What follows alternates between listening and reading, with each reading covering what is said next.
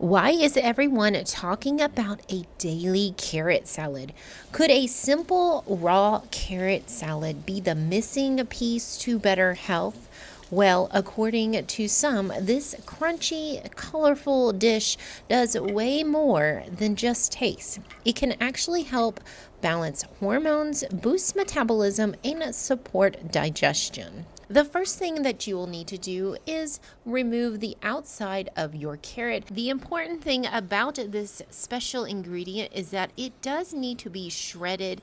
And as you can see, I'm taking this peeler and rocking it back and forth, making it quick in double time.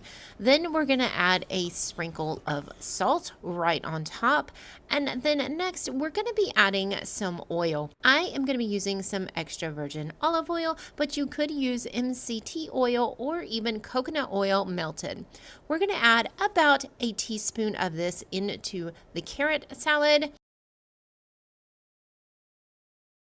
And then next, we're going to be adding apple cider vinegar with the included mother. And you usually can see that mother kind of floating around at the bottom of the bottle.